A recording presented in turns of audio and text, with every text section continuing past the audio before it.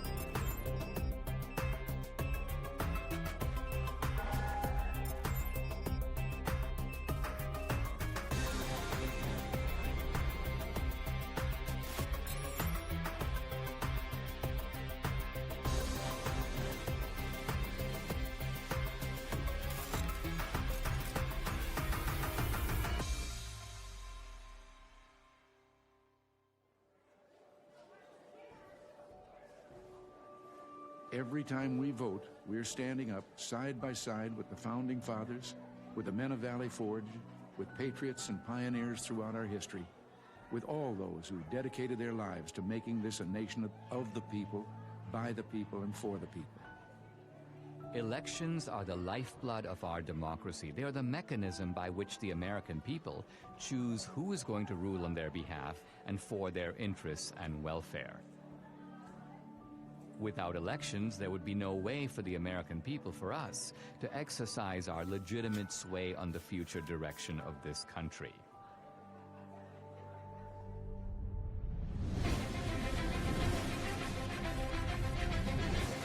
Polls now closed in half the country, and we are getting some interesting results coming in from those battleground states. If you're a Republican, you say, wow. If you're a Democrat, you say, uh-oh. You see, Donald Trump is now starting to widen his lead. President Trump now with 54% of the vote. The president right now has the lead in the Keystone State. We're going to have a great night, and we're going to have, much more importantly, we're going to have a great 4 years. The 2020 election haunts the American mind. Here's where it gets really bizarre. At Fulton County, most populous county, it is Atlanta, they just stopped counting. Nevada, meanwhile, has stopped counting votes. They've all stopped counting for the night? All right, welcome back. This is CNN special live coverage, 10:31 a.m. on the East Coast. Why am I giving you the time? Well, if you managed to sleep last night, things changed. You may have gone to bed thinking this election was headed one way, and then you woke up and you saw things were different. Also overnight, Joe Biden pulled ahead in the state of Georgia. Joe Biden takes the lead in Pennsylvania. Okay, we have an announcement to make. Joe Biden has run for president 3 times, and the 3rd time has turned out to be the charm. One side insists it was the most secure election in U.S. history.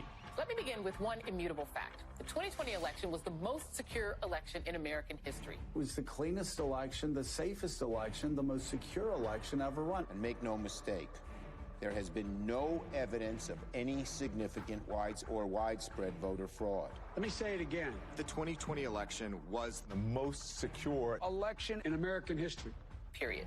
This same side accuses anyone who disagrees with them of perpetrating a big lie or the big delusion. The big lie keeps getting repeated. The big lie is just that, a big lie. And despite a relentless media barrage, the other side remains convinced there was widespread election fraud.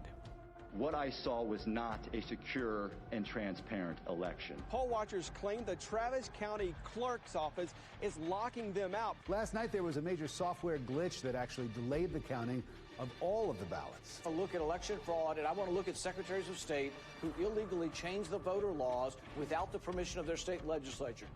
There have been numerous attempts to prove election fraud. The van dropping off ballots in the early morning hours of November 4th, 8 hours past the deadline. She said her mother was in a nursing home and did not have the mental capacity to vote. We've obtained video tonight that shows a man dropping several ballots into a drop box. Scottsdale woman pleads guilty to casting a ballot in her dead mother's name. Shows a man buying a registration form for an absentee ballot from a voter, giving him, quote, pocket money, unquote, of $200. Yet courts have refused to consider these cases on the merits. The Supreme Court rejecting an effort by Republicans to reverse President-elect Joe Biden's win in Pennsylvania.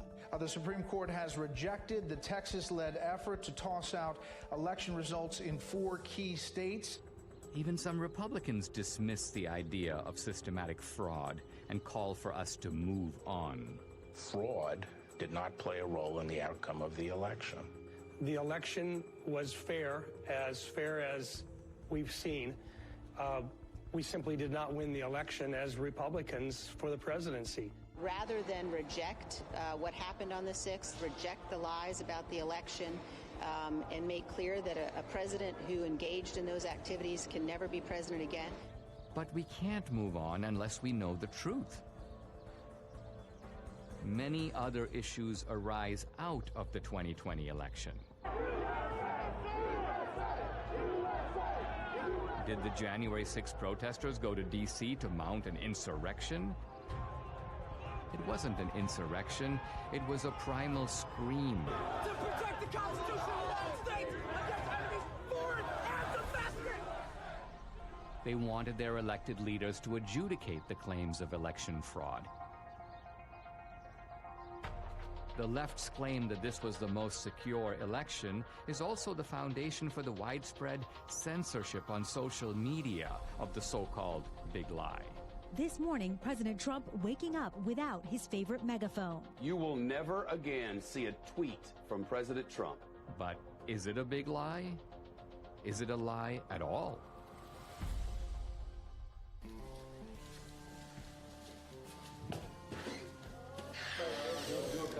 Yeah.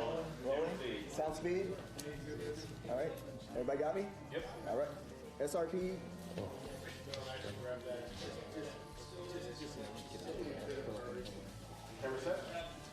Ready? Set. Hey, I'm Dinesh D'Souza, and this is Season 1, Episode 1 of my new podcast. I started my podcast in early 2021 to speak the truth. But by simply asking questions about election fraud, you get booted from YouTube and Facebook. My podcast is sponsored by Salem Media, and I knew that other Salem hosts felt my frustration. Larry Elder, Dennis Prager, Eric Metaxas, Sebastian Gorka, Charlie Kirk.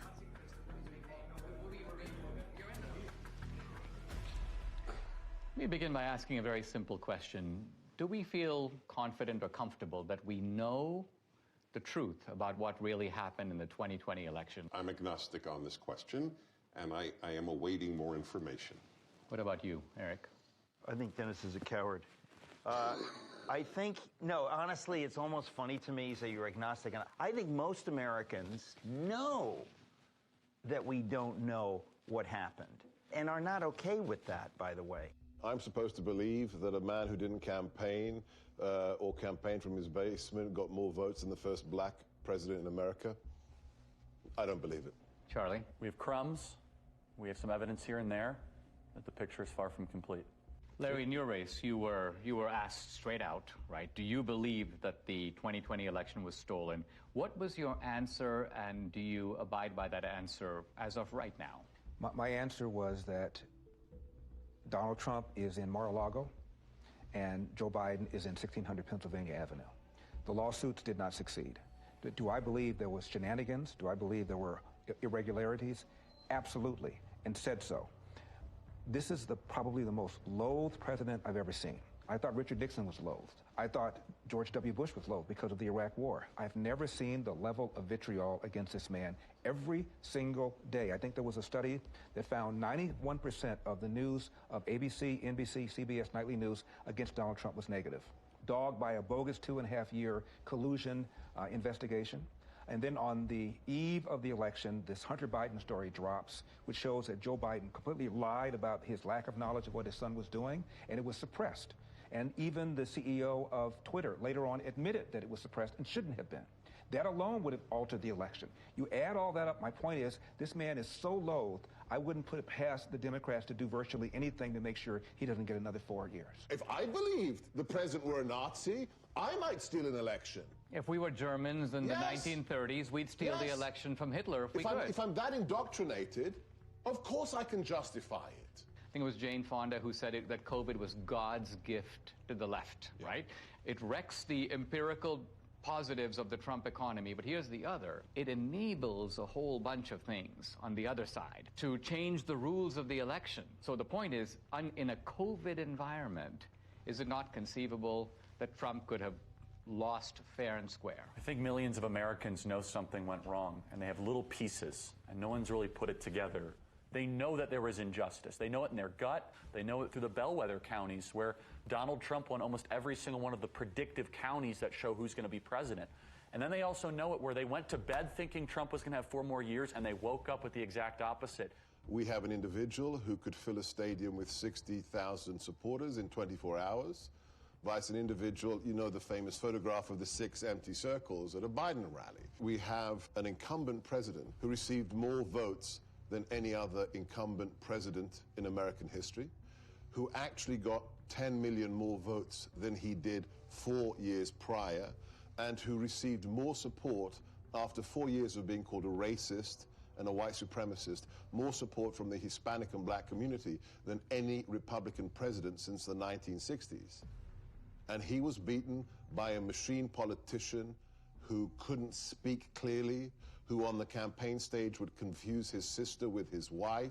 It just stinks. Now, is it possible that the very success of Republicans down ballot, I'm talking about Republicans running for the House, running for the Senate, running for other races, the fact that the Republicans as a party did pretty well, but Trump lost, doesn't that work the other way and undercut the idea that there was systematic fraud? It's an anomaly, because if he really, when a president really loses, he has tails. What is it called? Coattails. Coattails. And the down ballots lose, but they won. Why didn't they cheat on all of those? Why didn't they cheat in Virginia with Youngkin? And who's to say they didn't cheat? Not all attempts at cheating succeed. You're right. One other question. In the Republican Party, I keep hearing people who seem annoyed at the revisiting of the 2020 election. Their attitude appears to be, let bygones be bygones. Let's just move on. I think the reason that many Republicans are saying let's move on is because bold accusations require bold evidence, and they haven't seen it. And because they know how vulnerable they are and how much they're going to be bashed. Well, yeah, you're called a sore loser. You're called a conspiracy theorist. The people who say that, let's move forward, are people in the elite who see Donald Trump as an anomaly. You will not win in any district in this country because you have said that the 2020 election was a fraud. And if they can't win on this issue, then don't use it. Well, it doesn't have to be the only issue, but their unwillingness even to speak up about it, I think, is despicable. Show me the proof, and I'll bet you they do speak up. Just like I will speak more, and I'm not running for office. But I have not gone on board of, I know for a fact this was a fraud. Show me the money. And in the words of Warner Wolf, let's go to the video. Now look, I mean, the Democrats, they have a history of voter fraud. Going back to Tammany Hall in the 19th century, we fast forward to LBJ stealing his first race in Texas, John F. Kennedy, the allegations that he stole the presidency with voter fraud in Texas and in Illinois. They've done it before. I mean, you can have someone who has a criminal record and they're fully capable of robbing a bank, but did they rob the bank? Well, it looks like it. What does our friend Catherine think about all this? Catherine's been a little quiet, but I think that means that they're working on something. I think that you should give her a call and see what she thinks. Hi, I'm Catherine Engelbrecht, founder and president of True the Vote. Hey, Dinesh, how are you? Hey, I'm doing fine. Hey, listen, I'm here with Debbie. Hey, Catherine. Hey, Debbie. You know how crazy it is out there. Have you guys been digging into this whole issue of voter fraud? Well, we have been working on something big. It's probably best we don't discuss it over the phone, but can we meet?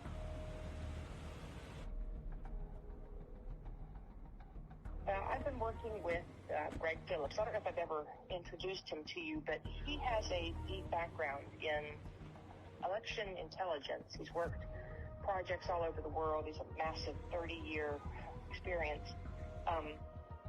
We decided to test a hypothesis, and we went really big. And now we have something that we think you're going to really want to see. So I'll send you the address separately. Now, Greg Phillips, what's your background that prepares you for this kind of work? I've been in and around election intelligence and integrity for about 40 years. We've done investigations literally all over the world. It's a combination of data acquisition, data analysis, occasionally some in-depth data mining. Our ability to draw meaningful conclusions that link the who to the when to the where is significant in the space. Catherine, you started the group called True the Vote in the year 2010. What was your mission or objective? We just didn't have enough volunteers working at the polls in our local elections. So we began by training people to work in the polls, and then as we got further into it, we recognized, wow, some of the problems you see at the polls can be attributed to problems in the voter rolls. Well, what can we do about the voter rolls? And so it turned into something much bigger than we had anticipated. True the Vote has the largest store of election intelligence for the 2020 elections in the world. No one has more data than we do. So I started True the Vote to ensure that every American voter has an opportunity to participate in elections. I think I became familiar with your work when you gave congressional testimony. Now, that was in the year 2014. In fact, I met you through Debbie, and I think what's interesting is that you not only have known Debbie for years, but you trained her. Absolutely. I was a bilingual poll watcher. Oh, yes. So my Spanish language came in very handy. I was a poll watcher in Rosenberg, and the poll judge was telling this couple that came in Spanish who to vote for.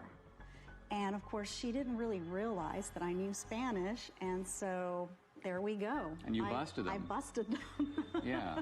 So, Catherine, when you set up True the Vote, you set it up not so much, it's not a partisan organization. Is that because you saw shenanigans, problems with voting as coming out of both parties? Oh, absolutely. Plus, we need parity of parties at the polls. Well, you told me about this remarkable election in which you had vote harvesting and vote trafficking, but it was on behalf of a Republican candidate. Exactly.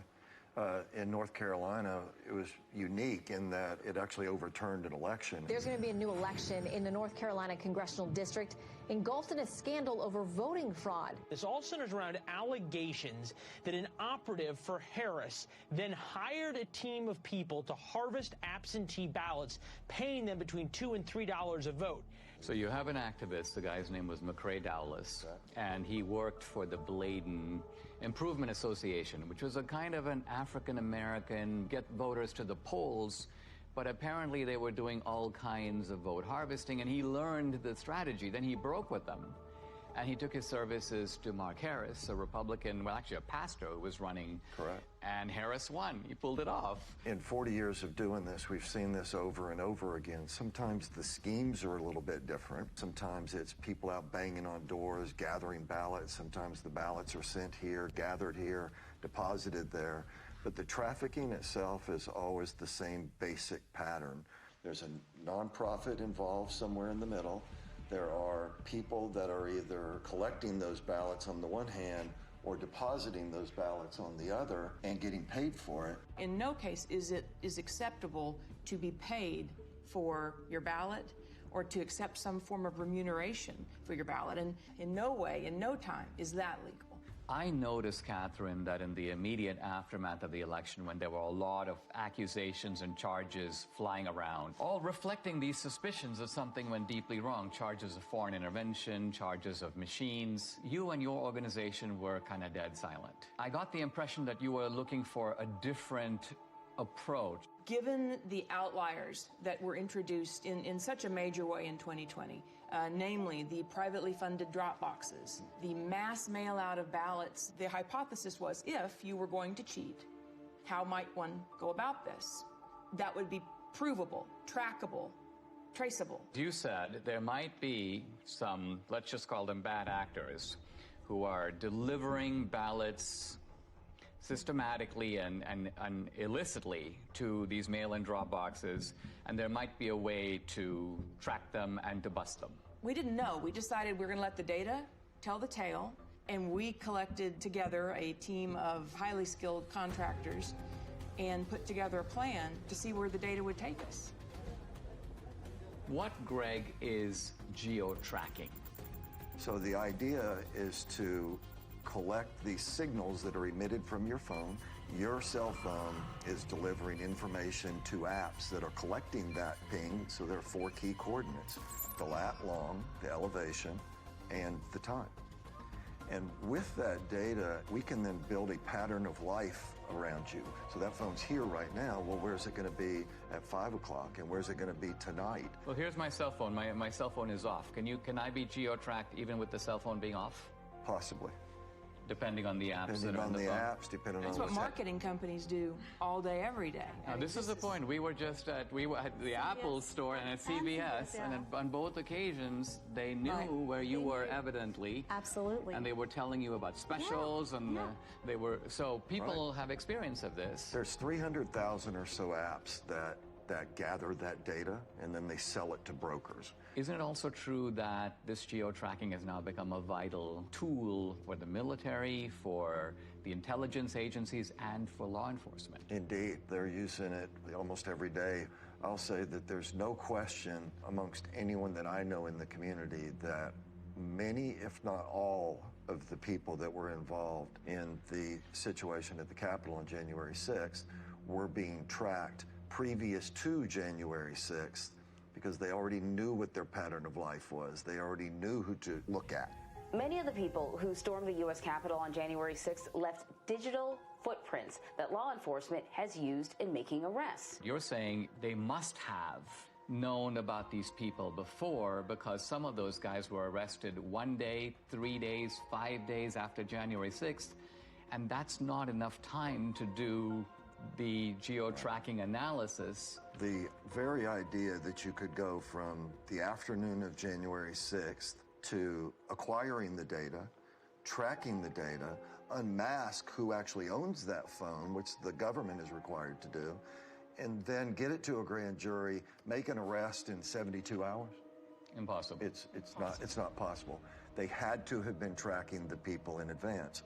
But the fact of the matter is, these techniques are used every single day by law enforcement, the intelligence community, the Department of Defense. Was geo-tracking part of the way that the CIA was able to identify bin Laden? It certainly played a role. It's even more sophisticated today than it was when bin Laden was disposed of. More and more apps are participating in this program, if you will. The reliability of geo-tracking is not substantially different from the reliability of a fingerprint or the reliability of DNA.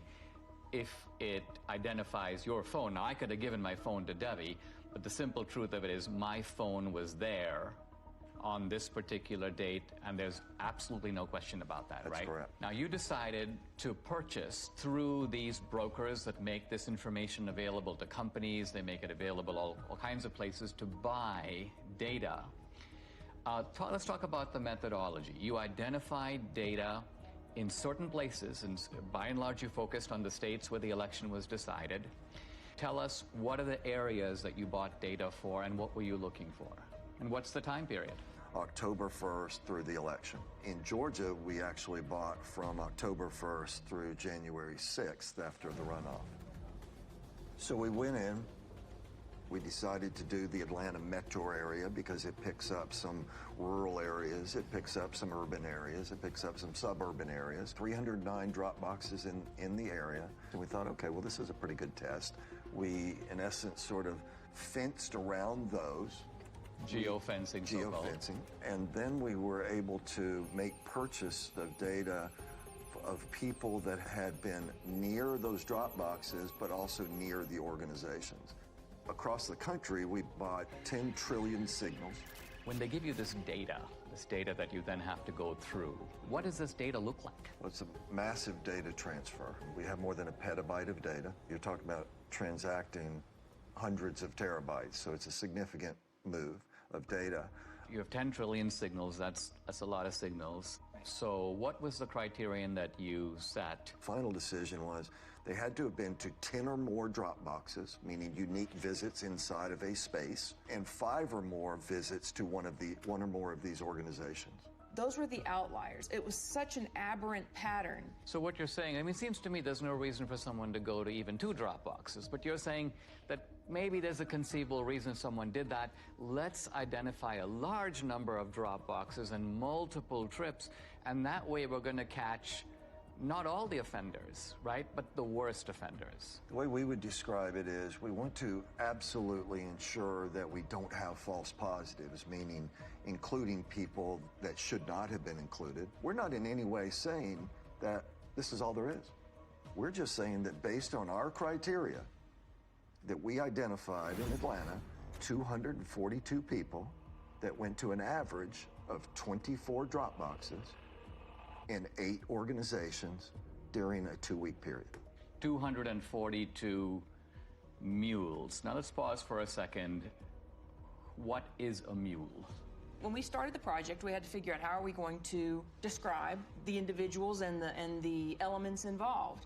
And to us, it felt a lot like a cartel. It felt a lot like trafficking. It can be trafficking in drugs, trafficking in humans. In this instance, it's ballot trafficking, and so we began to use that vernacular. A mule is, by our definition, a person that is involved in picking up ballots from locations and running them to the drop boxes.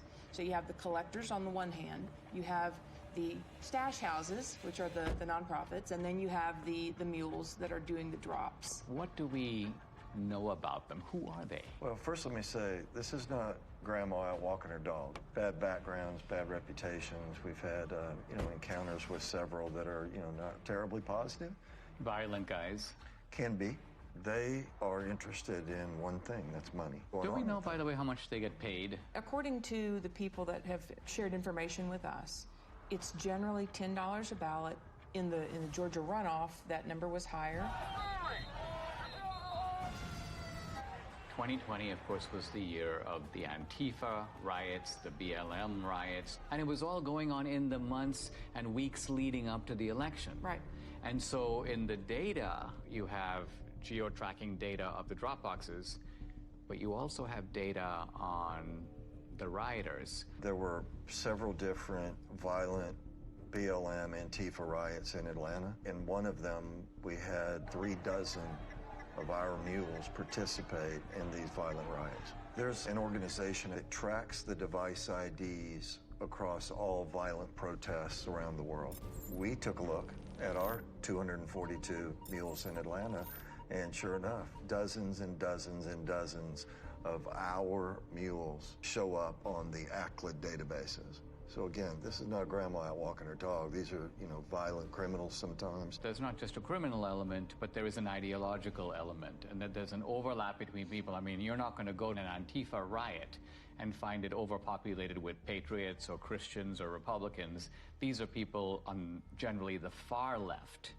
And turns out that these are people who also help to make up the mule population. I think that's also borne out in our target organizations themselves. They're not like Republican organizations. These right? are left-wing Democratic organizations, yeah. Let's zoom in here. So the mule is the delivery man. The mule is the delivery woman. And what you're saying is they have a starting point or multiple starting points, and then they have the end point. And the end point is the drop box. That's right. Right? That's right. But you're saying that they get the ballots from somewhere, and then they go deposit them in multiple drop boxes. One of the questions that will come up in the work that we've done is, well, how do you know that this wasn't just somebody that's got a big family and they just deposited a bunch of ballots once? Or how do you know that this person didn't just work at a location that is near a drop box and so they're constantly going by a drop box? And the elements that are additive here, the going to the nonprofits, the ability to identify the pattern of approach to a drop box, and that it is going not past a drop box and on, but directly to a drop box and back to another point and then to another drop box. All of these things. I mean, isn't the timing significant? If some guy's going to a drop box at 2 a.m. in the morning, presumably he's not like out for a walk. Right. So we're going to show you a visual, a pattern of life that someone can see and look at rather than just a whole spreadsheet of numbers, being able to look at it in this manner. What you see here on the screen is a single person on a single day in Atlanta, Georgia. They went to 28 drop boxes in 5 organizations in one day. What are the orange dots? Those are drop boxes.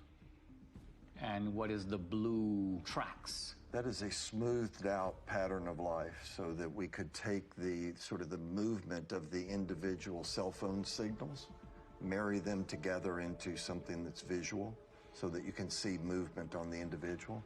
To get to some of these drop boxes, you had to be intentional. You had to get off the highway, you had to go on surface streets, you had to turn in somewhere in order to get to those drop boxes. And the circles, I take it, reflect the nonprofit centers? Are that the places where the ballots originate? The stash houses, where the ballots are collected and handed to the mules to take to the drop boxes. Now let's move over to Arizona. How many mules in Arizona? A little over 200. A little over 200. In Phoenix alone. The reason I think this is all very significant is because these were very close states, right? What was the margin in Georgia? 10 or 11,000, I think, in the end. In the end. And Arizona also extremely close. Yeah, very close. Then you moved on to Wisconsin, but our initial look was in Milwaukee. Gross numbers were a little down, but the average number of visits to the drop boxes was up. So instead of having only 24 unique visits, I think we averaged 28. I mean, maybe I've heard people in Milwaukee are really hardworking, and maybe they just went overtime. And then let's go to Michigan. We have more than 500 mules that we've identified in Michigan. Again, the number of boxes is lower. Now, where in Michigan? Detroit mainly, but we have people in Detroit that went to more than 100 drop boxes. 100. I mean, this is stunning because it's like, I cannot think of a rational, kind of innocent reason for someone to do that. It just doesn't exist. No. So any reasonable person would say, you're onto something big here. We should take a closer look. Let's go to Pennsylvania, critical state. I think it was Pennsylvania that really gave Biden the election. Philadelphia alone, we've identified more than 1,100 mules at rates well beyond anything we'd seen. Closer to 50 drop boxes each.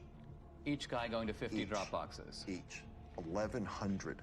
We saw people driving back and forth to New Jersey across the bridge.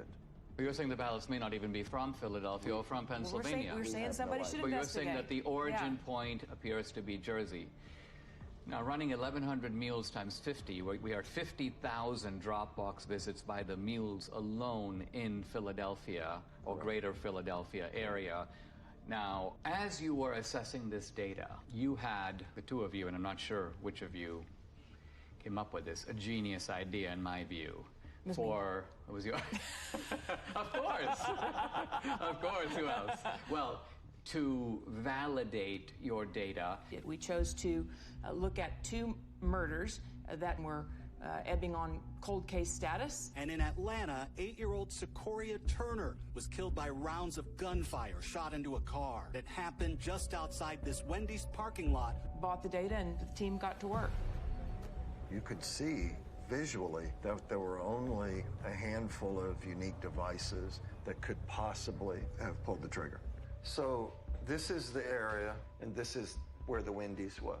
And are you saying that each green dot is the same guy, but moving through time? Each color is one person. The shooting actually occurred right here in this parking lot, sort of inside of this circle are really the only potentially legitimate shooters. Each of these devices has a unique device ID, and we turned the bulk of this information over to the Federal Bureau of Investigation. Now, I read, they've arrested 2 suspects. They have. 2 suspected gang members will appear in court this morning on charges that include the shooting death of 8-year-old Secoria Turner.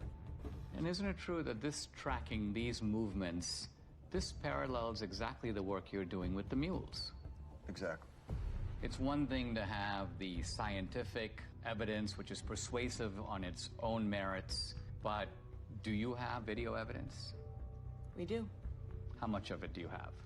4 million minutes of surveillance video around the country. Official surveillance video of these mail-in drop boxes? Yes. How do you get it? You can file for open records requests. Any citizen can do this. It was a very difficult series of steps that had to be followed to procure the actual surveillance video. Do you have video in Georgia? We do. Is it video from the presidential election, the runoff election, or both? Both. Do you have video from other states? Some video from Arizona. We have recently learned video was specifically turned off on particular drop boxes. In which state? Arizona. Wisconsin, it turns out, even though the rules required them to have video. Did they do the video? No, they did not. There should be video on every drop box. Indeed. Given today's kind of cost of technology, it would not have been that hard to do it. And you sent me a screenshot, Catherine, where you were requesting video, and I believe it was the state of Georgia saying this video does not exist and we can't tell you why it doesn't exist. Right, that was in Fulton County. We have correspondence like that from a lot of states. In the absence of video, and that geospatial data is key to decoding, what the greater scheme was. But in the case of what we're going to show you now, what kicks it up a notch is that we have the geospatial data to support the video. Let's talk about some of the videos. So we're going to show you a couple different ones. This particular individual we have in a number of different locations at a number of different times. He's actually a mule. This is the official surveillance video of Georgia. Absolutely. And so as the person pulls up, they don't even bother parking. Of course, in the middle of the night, so why would they? It gets out, approaches the box. When people walk up with intention to cheat, they look around, they basically walk fairly quickly, they try to stuff them in, they try to get out of there. In this case, he drops a few on the ground, pick them up, stuff them into the box. Then he hustles back and hustles out of there. So this is what it looks like. It doesn't necessarily look like, hundreds of ballots being stuffed in. You don't need a whole lot of fraud, you just need a little in the right places over time. Is there a way to estimate, or even roughly, how many ballots are being tossed into a box at a given time? It might be 3 or 5 or 6 or 10 or something like that. The idea is to stay under the radar. And as Greg said, the number is, 3, 5, 10 ballots. But then they're not done for the day either. They're going place to place to place, day upon day upon day. And so that will not show up in your chain of custody documents, your tracking documents that would identify a big blip. I mean, they're not going up and dumping in, buckets full of ballots. On the other hand, we've seen circumstances where it appears that buckets full of ballots showed up.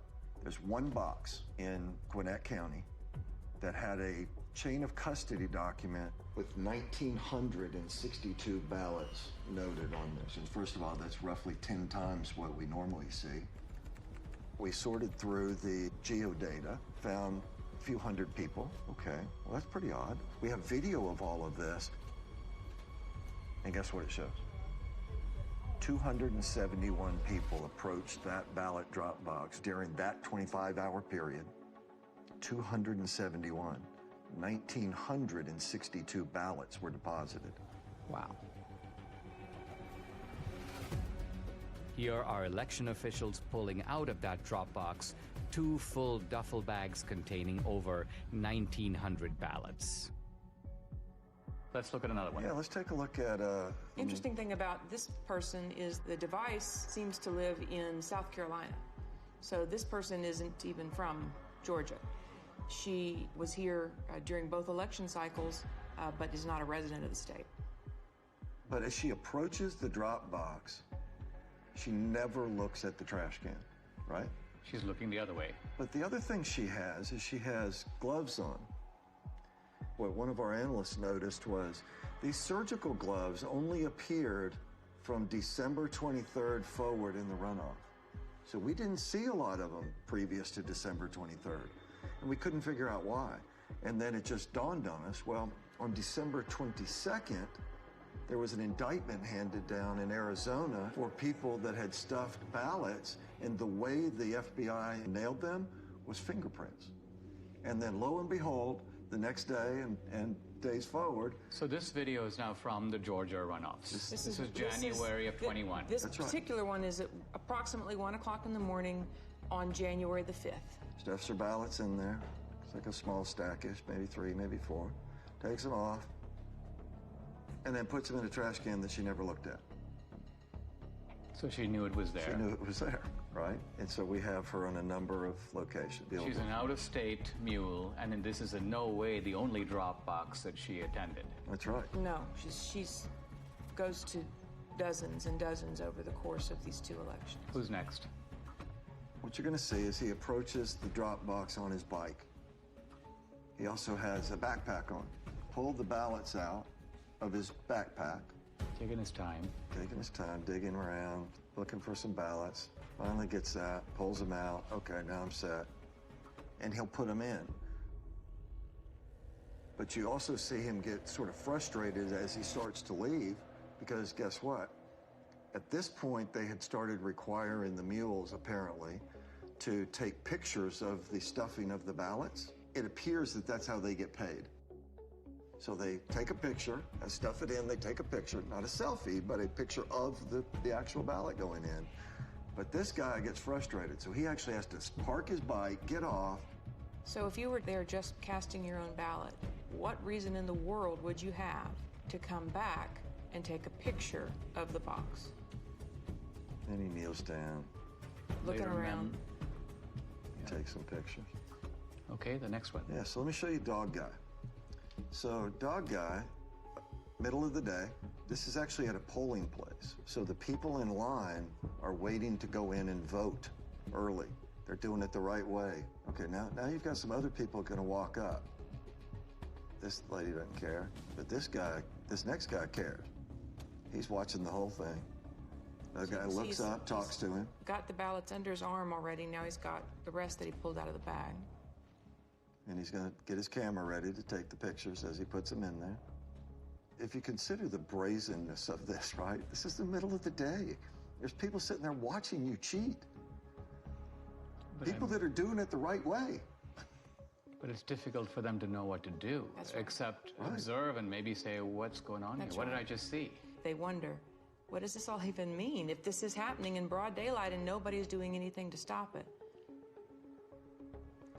And so these are the kind of things, 4 million minutes of this. This was an organized effort to subvert a free and fair election. This is organized crime. You can't look at this data in its aggregate and believe anything otherwise. That's especially true when you consider that in places like Georgia, it was only decided by 10,000, 12,000 votes. And you look at 5,000 visits just from our mules, it's not a leap to say, yes, this would have made a difference. Adding these numbers up, we have 2,000 plus mules based upon not searching these whole states. And remember, we're only talking about a small number of states.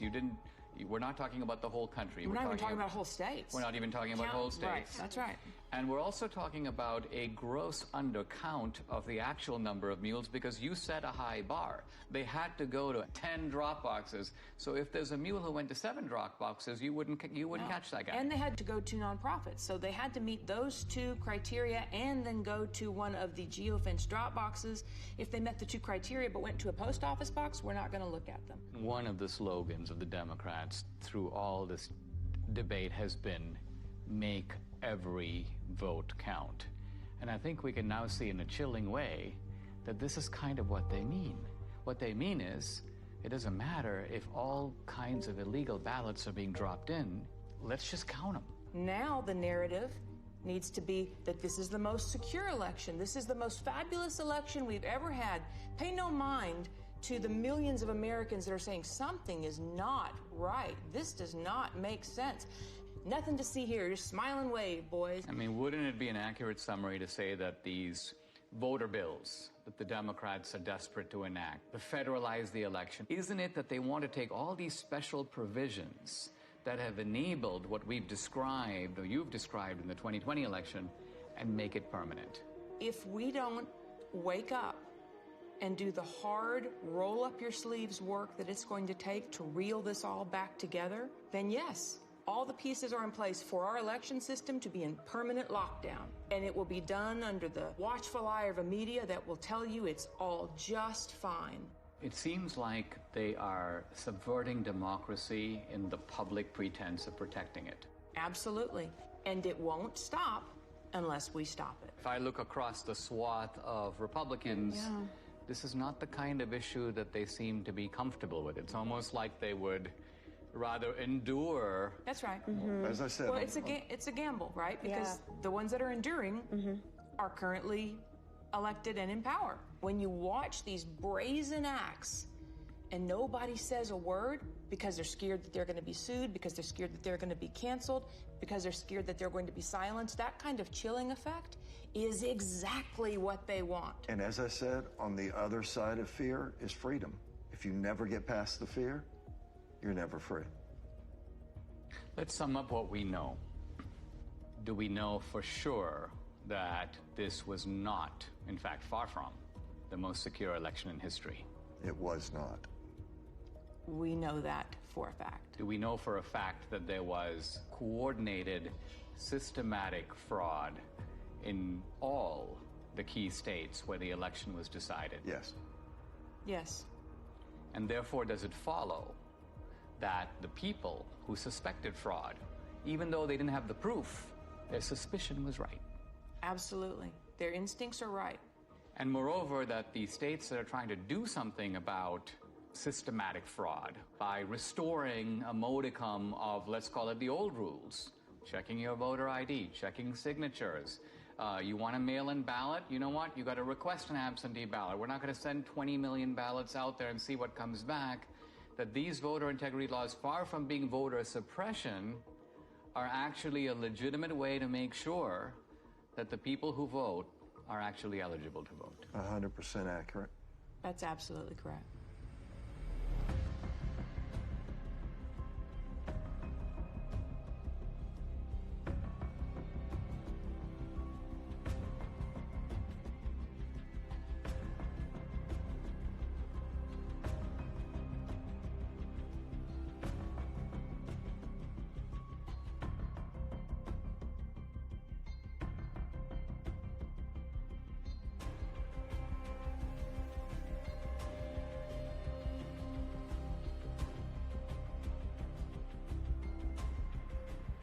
What you are seeing is a crime. These are fraudulent votes. In 2 of our 5 key states, you were allowed to give your ballot to be delivered by a family member or a caregiver. This is vote harvesting, but it's not the same as ballot trafficking. In no state in America is it legal for nonprofit organizations to collect ballots and pay mules to deliver them to mail-in drop boxes.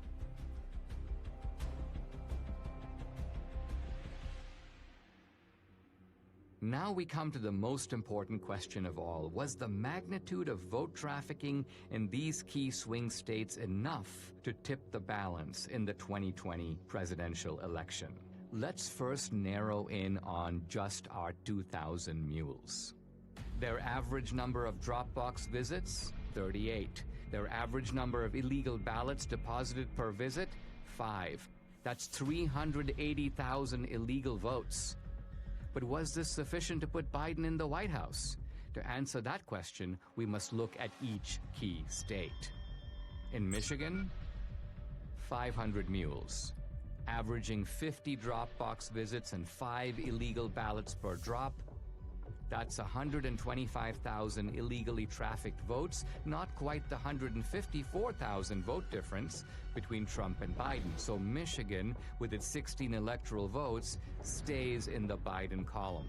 In Wisconsin, 100 mules, averaging 28 drop box visits and 5 illegal ballots per drop. That's 14,000 illegally trafficked votes, 6,000 votes short to give Trump the win. So using only our mules, Wisconsin's 10 electoral votes stays in the Biden camp. But now we come to Georgia. 250 mules, averaging 24 drop box visits and 5 illegal ballots per drop. That's 30,000 illegally trafficked votes, far more than the 12,000 vote difference between Trump and Biden. So Georgia, with 16 electoral votes, moves over into the Trump column. In Arizona, the numbers are roughly the same. 200 mules, averaging 20 drop box visits and 5 illegal ballots per drop. That's 20,000 illegal votes. Again, these illegal votes are substantially more than the 10,000 vote margin that gave the state's 11 electoral votes to Biden. In Philadelphia, Pennsylvania alone, 1,100 mules, averaging 50 drop box visits and 5 ballots per visit. That's 275,000 illegal votes, again comfortably exceeding the 80,000 vote margin between Trump and Biden. So Pennsylvania's 20 electoral votes goes for Trump. Shockingly, even this narrow way of looking at just our 2,000 mules in these swing states gives Trump the win, with 279 electoral votes to Biden's 259. But no one thinks that our 2,000 mules were the only mules trafficking illegal votes. To widen the search, Greg and his team lowered the criterion from 10 or more to 5 or more drop boxes. This revealed a huge upsurge in the number of mules from 2,000 to 54,000. 54,000 mules. Next, they used a very conservative estimate of just 3 ballots per drop box visit.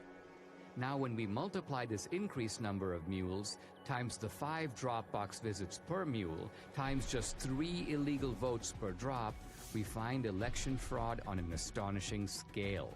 In Wisconsin, 83,565 illegal votes were trafficked. In Georgia, 92,670. In Pennsylvania, 209,505. In Michigan, 226,590, and in Arizona, 207,435. Using this calculus, Trump would have won all the key states. And the final electoral vote, 305 to 233. I wanted to get my Salem colleagues' take on what I'd learned here.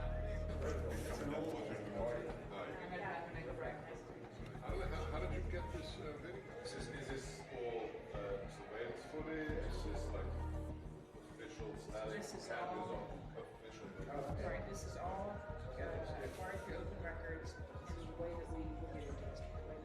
There's 4 million minutes of video. Well, these are official footage. This is official surveillance footage. It's indisputable. It was taken by the state itself. That's the only place that the video left, came from. I think, did not anticipate that anyone would go through this video. So this is 1 o'clock in the morning. Don't we all vote at 1 o'clock in the morning?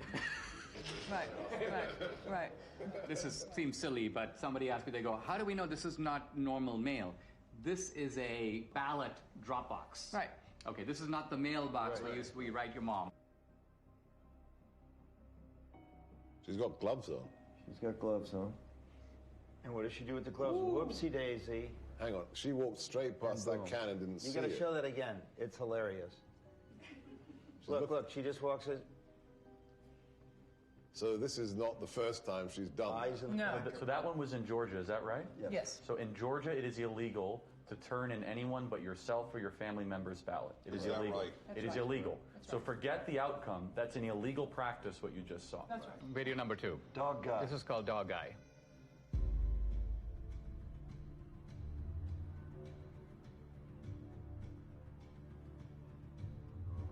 He's taking pictures. Why would you do that? So you get paid. That's business. It's business. What Business as do you usual. suspect if you had actually caught this person at that moment hand me those ballots, and the person did, what do you think you would see?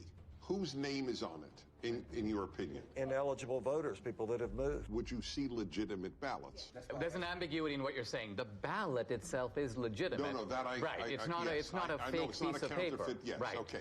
But again, remember, when you mail in a ballot, you have a security envelope with the signature verification standard that's been all but washed away. And as soon as it's taken out of that envelope, then you have a disconnect, and the ballot is private. It's a virgin sheet of paper. The ballot is private. The only private. ID is on the envelope on the outside. This is an example of multiple ballots, so this... 3:57 a.m. Prime voting time. Got to beat the lines. This person comes up, and what you're going to see is when you try to put too many ballots in. He needs a shoehorn. And we have lots of those, where they're just jamming them in and then they fall on the ground. And when you can jam them... Well, I mean, this alone is, to say the least, suggestive.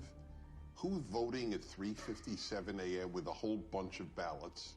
And then being able to match that ping where he's standing there to the next place he goes. So we're seeing videos of one. Right. But each one of these, went to... On average, 23 times. Do you have video of the same guy going different places? Yes. Right. This is their pattern of life. So in one night, this person, this mule, went across 6 counties to 27 different drop boxes, 5 different organizations. In one night. So he was getting the ballots from the organization. Correct. So, yeah. The Republicans had no idea this was going on during the election. Trump, to his credit, tweeted out in July, mail-in ballots are a disaster. Yep. And he was attacked so hard by Kemp and Ducey and so many. But he didn't have this information, obviously. His instinct ended up being right. This is the tip of the iceberg. You're talking about extraordinary criminal activity, but there's a ton more, you would guess, that you have not even touched. You are talking about 200,000-300,000 ballots that were just harvested in only your geolocated locations. But you are talking, what, 5% of America? Less than 5%. Okay. So the case closed. Sorry, gentlemen, lady. Case closed. All right, so I do a heroic thing that not necessarily others here do. I read the New York Times every day. That's crazy. We're sorry for you. It's my martyrdom.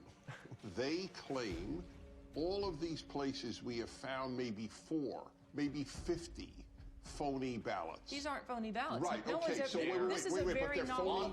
they're phony names. No. There's no name on the ballot, Dennis. Okay, let's say we got access to every single ballot thrown into the ballot boxes. Would we be able to prove this is a fraud? It's the perfect crime because it cannot be curated after it is committed, because the evidence has no connection to the person who is meant to be voting. That's the problem. As soon as it gets taken out of the envelope, the identity of the voter disappears. So the vote from John Doe is from a John Doe who is dead or a John Doe who is moved. Is that correct? Or voted somewhere else. Or voted some... Why is that not provable? There's an easy way to bust it, but it's not the way you think. It's not to go find the ballots in the ballot mix. You can't do that. The way to find it is these guys have the cell phone identification of all the mules. All of them. So law enforcement has to step in at this point, and their next step... What were you doing 7 times? ...is to go interview the mules. Who paid you? Right. Where'd you get the money? Will any state's law enforcement do this? This is a big question. The mules aren't going to fess up. They know they're participating in something that is Well, you've got them on videotape. You've got 2,000 people who are committing felonies. Right. I'd like you to just reflect about what you've learned today and how you're feeling and thinking about it. It's just sickening to me. This is jaw-dropping. What you showed is frightening. Republicans had no clue this was going on. I wondered, were there any Republicans who did know? Investigative journalist Heather Mullins interviews a whistleblower hired by the National Republican Senatorial Committee. I was hired by the NRSC. My job was basically to watch the ballot boxes. And this was for the early voting in Georgia. So that started on December 14th. It ended on the 31st of December. And we would monitor that box from 8 to 8 all day long. So consequently, during those two weeks, I monitored those boxes indiscriminately. I would move around to the different areas in the boxes and watch them 30 minutes here, an hour there. And then I would start to see things where I'd see people walking up with backpacks, and they were unloading large numbers of ballots, stuffing them in the box. Recorded some of that and took pictures of it and dates and times and those things. I spotted plates from Texas, from Colorado, South Carolina, North Carolina. And I just thought that was odd that all these states were coming in and these people would get out and I'd watch them get out and then they'd go up to the ballot and stuff the ballot in the ballot box. I thought that was kind of odd. So, we took pictures of those things. When we took pictures, recorded license plates and those things. And then I uploaded those photographs to a Dropbox. Then when it came to the Georgia runoff, the actual day of the election, which was January 5th, I was up there. It was early in the morning. Now, there were Stacey Abrams people all along the sidewalk up there. How did you know that they were Stacey Abrams people, though? Well, they had those masks on that said vote. Okay. She has one of those things they had. This was during COVID, right? And they were part of that initiative. I knew that she was part of that initiative that she had going on about get out the vote kind of thing. So it was Democratic Party and it was Abrams people that were, they were all interacting with each other. And then the local Democratic Party chairman was there also. About 6:30 that evening, we noticed there was a couple, a female couple. These two ladies had run up and they had a big stack of ballots. And we were standing there and they tried to shove the ballots in there. And I'm looking at her, taking pictures, and the other gentleman took some video and everything. And she turned around and looked at us and she said, "What are you doing?" And I said, "Well, we're taking a picture." And she said, "Well, you can't do that." And I said, "Yes, I can." And she got mad. And she ran up the sidewalk and left.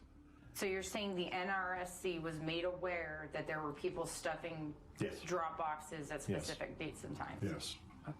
So with what you witnessed during your time watching these drop boxes, do you believe that that was enough for law enforcement to get involved? Oh, definitely. But after several weeks, no contact or anything, and, I just... Now, so you're saying, though, if somebody had contacted you, you would be willing to testify to these things and give those depositions under oath? I would have had to. Yeah. I would have had to.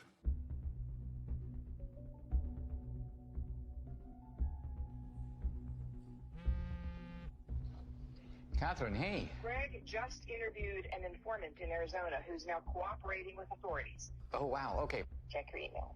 Okay, awesome. I'll do it. Thanks so much. Okay, bye. Hey, honey. Yeah. Take a look at this. So this is, I remember Greg was going to interview that mule, and so we got the video. Thank you again for. I guess they're concealing her identity. So what was your job? Like, what were you doing? Receptionist. So at some point, you were asked or sort of instructed, I guess, to start receiving people's ballots. I was just instructed to go ahead and receive ballots from various people, females mostly, and on Friday they would come and pick up payment. I assumed it was payments for what they were doing. So they would, during the week, they would bring them in at various times, and then you would pay them like all on a Friday. Is that kind of how it went? Yes. Interesting. And then I would get a call to find out how many ballots were brought in and if they were already pre-filled out first. And she would come to the office, look at them, and then before she left, she would either take them herself, but other times she would ask me if I could drop them off at the library. So what was the instruction? Just to drop them off. In the drop box? The drop box. The early ballots. Can you give me an idea of how many you personally put in the box? Hundreds? Could have been, yes. And was there a reason she wanted you to go to that drop box as opposed to maybe City Hall or something? There's no cameras. There's no cameras there. And she would want me to take it in the evening when it was dark also. Do you think this is widespread in Yuma County or elsewhere? I would say it is. So do you think that people you know in San Luis, they believe that their vote matters? I don't even think they know the meaning of what voting is. Do you personally think that the elections in San Luis are free and fair? No. They're fixed. they've been fixed. They already know, seriously, who is going to win the next election before it even happens. How do you think this affects the community, especially the Hispanic community, because it seems like they're preying on minorities? They're an easy target because most of the Hispanics that live in the town are not well educated as far as the law. They look at it mostly as, oh, she's trying to help us because we're older, because she's having someone come and pick it up at my house, because I don't drive. Most of them, maybe, I would say honestly, 90% of the elderlies that live in San Luis don't drive or have relatives that are willing to drive them to do this, to go to the voting polls. Back when I first moved into the city of San Luis, I did have somebody come and knock on my door and ask for my ballot. And it was somebody I knew and that I had known for many years since I was a child. And up to this day, that person does not talk to me because I said there was no way I was giving them my ballot. What a brave woman to do this. Totally. I call it the Mexican mafia, seriously, because they work like that. It seems like we need to do a better job of maybe educating folks or helping people understand that this stuff's not okay. I offered a long time ago, but again, they told me, oh, don't do it because you're going to end up in the trash can in pieces. What do you think it's going to take to get this trafficking to stop? For people to get caught and to pay the price. Wow. Unbelievable. We know that the mules got their stashes of ballots from these activist organizations. But where did the activist organizations get the ballots from? Hans von Spakovsky is a former member of the Federal Election Commission, a senior fellow at the Heritage Foundation, and co-author of the book Our Broken Elections. I will say election fraud is bipartisan, but most of the cases I see are, unfortunately, the Democratic Party. Hans, you just watched a mule kind of fessing up about participating in this trafficking operation. Is this kind of a mule operation something familiar to you? But unfortunately, this is so common in some parts of America, particularly the Hispanic community, that they have a special name there. There they call them politiqueros.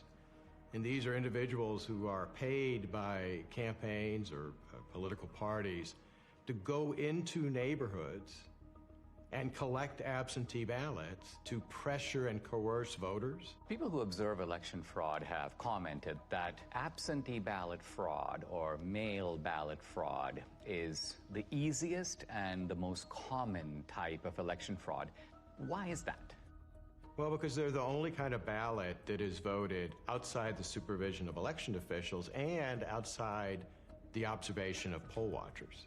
Transparency, as you know, is very important in the election process, and there's no one there at a voter's home to observe what's happening. Also, remember, when you're in a polling place, you fill out your ballot and you then deposit it directly into the ballot box. That obviously is not what happens with absentee ballots. There are some states, I believe about half of them, about 27 states, that allow voter harvesting. And by voter harvesting, what we mean is that you are allowed to give your ballot to someone else and ask them to deliver it. Now, are there any states in which you're allowed to pay mules to deliver ballots to drop boxes? No, you're not supposed to be doing that. And allowing vote trafficking to begin with is a huge mistake because you're giving third-party strangers, candidates, campaign staffers, party activists, all people who have a stake in the outcome of the election, you're giving them the ability to handle something very valuable, a ballot. Voter fraud is almost incalculably rare in the United States. Does it ever happen? Okay, occasionally it does happen. But it doesn't happen on a national scale. It doesn't affect the outcome. It would affect the outcome. I read these days constantly that election fraud, well, it could occur, but those cases are extremely rare. They're so episodic, they don't have the ability to tip an election. Is that true? Fraud happens often enough that elections get overturned.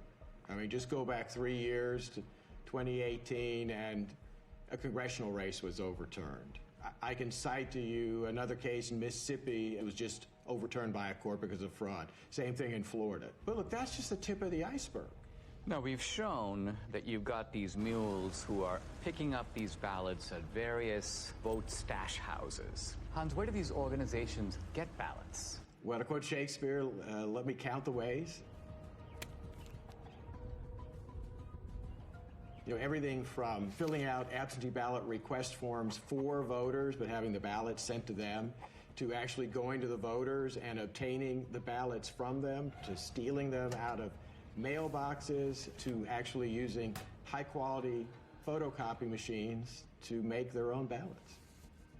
Look, these cases unfortunately go on all the time. You can go to 2018, which wasn't that long ago, in North Carolina.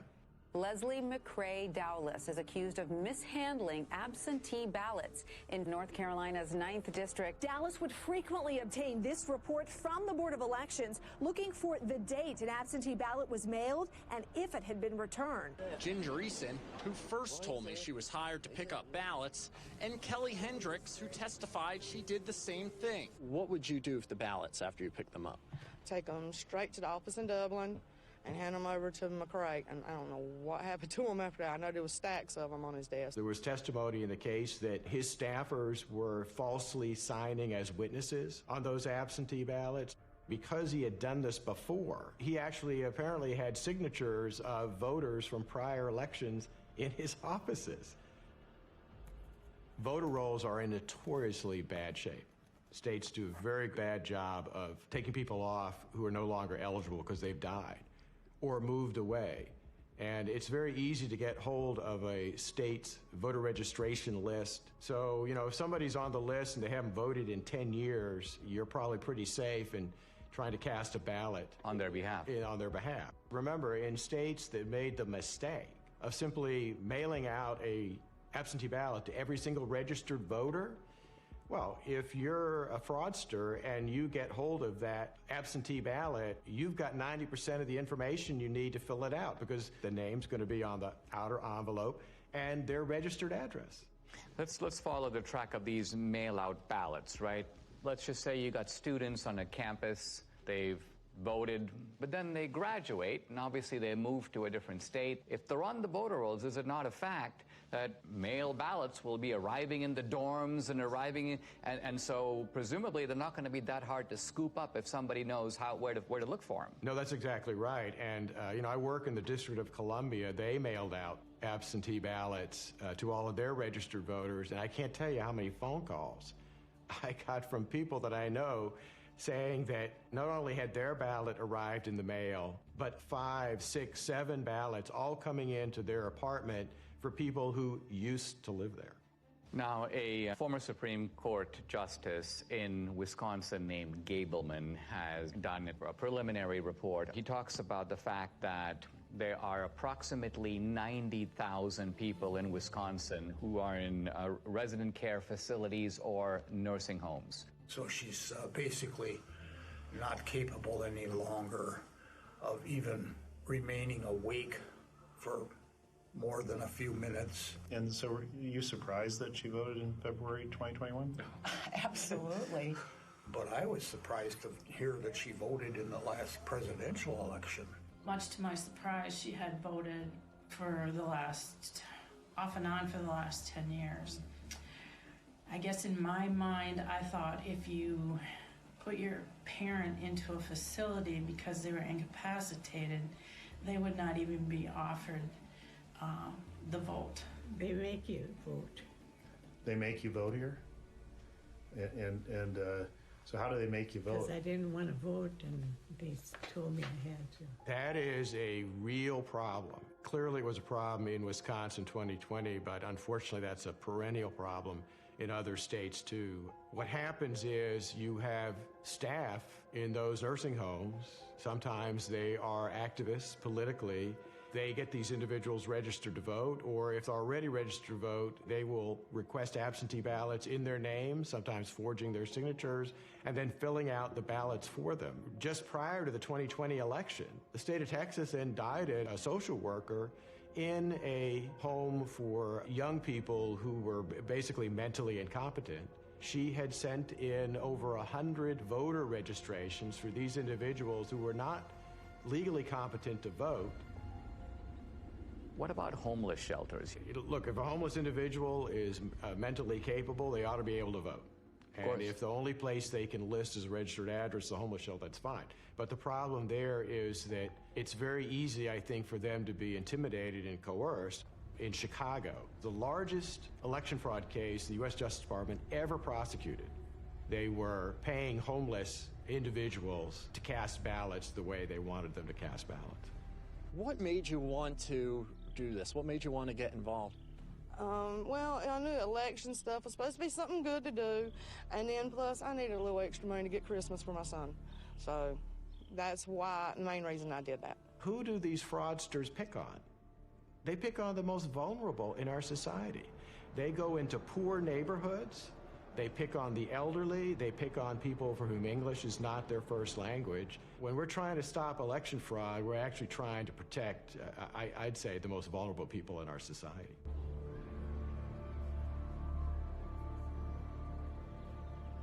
We now know where the ballots could have come from, but to pull off a heist like this on a national scale would take deep pockets.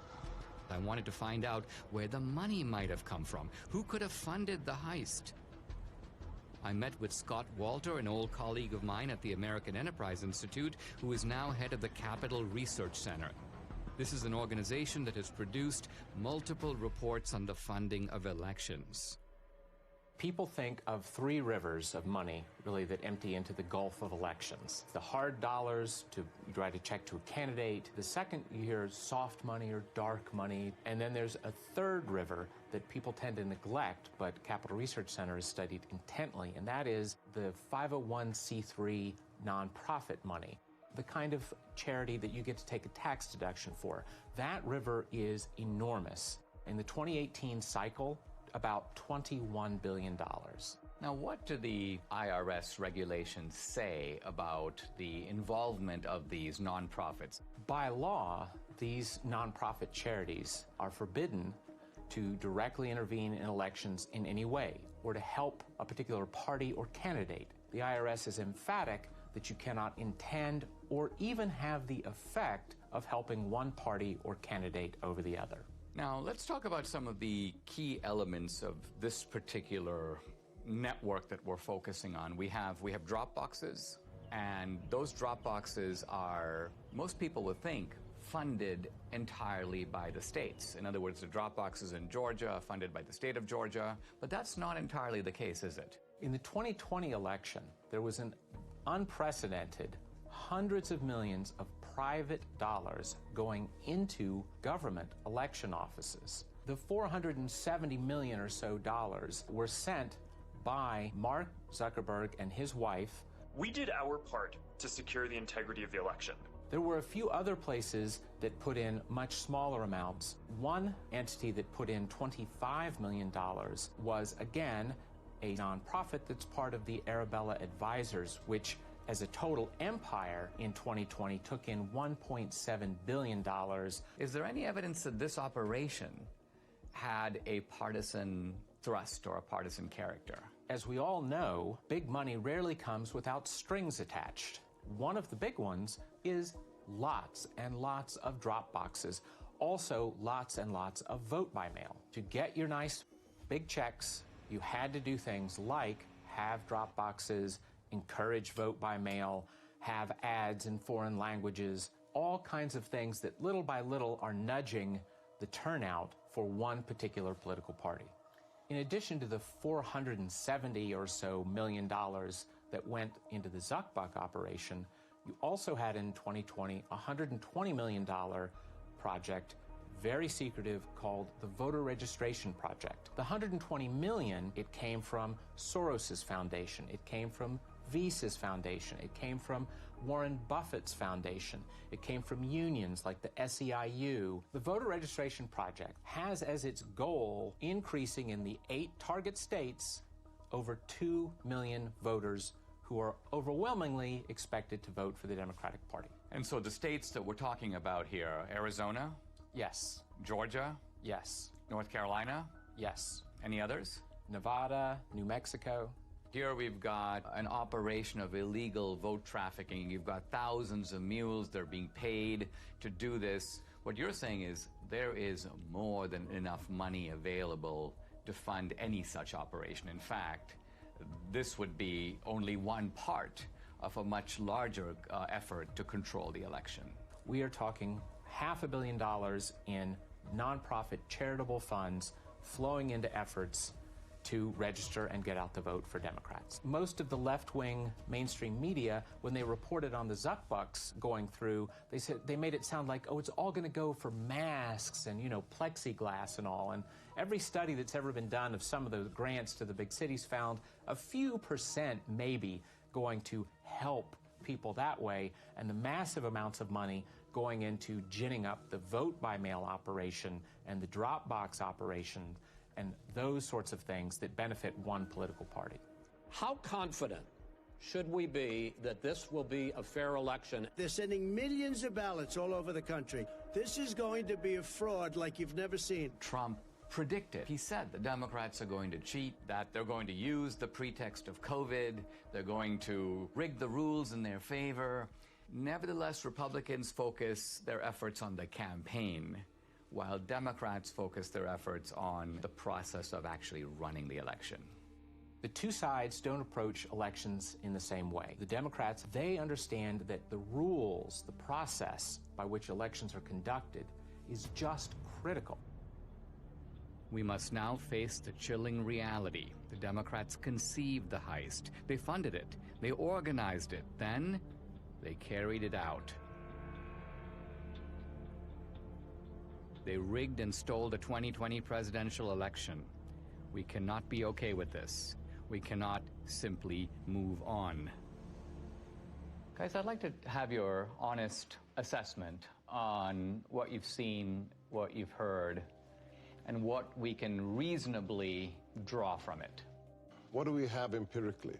We have data, geolocated. We have footage of people harvesting ballots. Do we know who those ballots were for? We can't know who they were for. However, you have to inject common sense. Are we saying that in the centers of Democrat-held districts, we are seeing hundreds and hundreds of visits to drop boxes with pro-Trump ballots? It beggars belief. It's ballot laundering. Looks pretty convincing to me. I don't think we'll ever know the full story. And what makes this crime so compelling and unique is that once the ballot enters the system, it's really hard to reverse engineer it. But when you have the cell phone geolocation data and then the actual footage of them doing what you would expect them to be doing, taking pictures of the ballots, taking gloves off, visiting multiple times, I mean, it seems pretty clear to me, and it explains the sudden spike in Biden's support that we saw late at night, the kind of instinct that people had. The control of the U.S. Senate went through Georgia with. So Chuck Schumer's majority leader, probably because of what we just saw. And I'd like them to answer the mules. If they say it's clean, then be honest and say, okay. They have two ways they'll try to invalidate it. One is minimizing and then slander. Yep. Right. So they'll try to slander Dinesh personally. They'll say, oh, Trump pardoned him or whatever. Therefore, he's trying to get back at Trump to try to reinforce the big lie. I could already see the headline of the Washington Post. Trump pardoned ally comes out with questionable movie. I predict right now they will say, what on earth is a conservative doing tracking private citizens? Gee, how dare, what is Dinesh D'Souza doing to voters at 3 a.m.? In fact, I mean, that'll be part of it. Intimidation will be the word. Right. The word will be intimidation. They'll say no person is safe. Communities of color are being tracked. People like in black neighborhoods are now going to have to fear for their life that their cell phone pings will be paired. And this is Jim Crow 2.0, Dinesh. I disagree that this is not going to be compelling enough. This is a smoking gun. This is O.J. Simpson being seen leaving the scene of the crime. I don't care how partisan you are. You can't dismiss all of this. How do you explain somebody going to a whole bunch of different drop boxes with a whole bunch of different ballots on the same night at 3:57 a.m. in the morning? How do you explain that? That alone. I'm sorry. I think a whole bunch of people in this country are going to go, oh, my God. I think that if every American saw that, I think it would move the needle. However, their ability to keep their side ignorant is total. It's going to be impossible to keep a lid on this thing. Well, this movie is an Overton window moment, right? So documentaries can do this every once in a while. Michael Moore did it. He moved the Overton window on many different topics 20 years ago. Al Gore did it with climate change. It'll happen, as Ernest Hemingway said, gradually and then suddenly. Because it's not just how many people are going to watch this film, it's who's going to watch it. It's going to be lawmakers. It's going to be people that work for the Bureau. It's going to be someone somewhere with a conscience that has power and to say, this is a problem. It can't be dismissed. It can't be dismissed. They have ruined Election Day in the United States of America. That's provable. And that's enough for me to fight the left with every fiber in my body.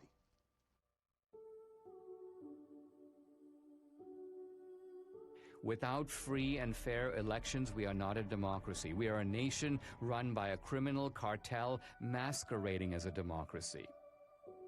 Never in U.S. history has a presidential election been as thoroughly corrupted by coordinated fraud across multiple states as we now know took place in 2020. Today, totalitarian regimes camouflage their fake elections with appearance of democracy, but they're not real democracies. We don't want to join them. Our elections must represent the will of American citizens. We who believe in constitutional democracy must be diligent. If we give up, they win. In fact, if enough of us give up, they won't need to cheat anymore. Don't stay home. Get involved. Get out and vote. Do what is necessary to save this great country. The America we love needs us now more than ever.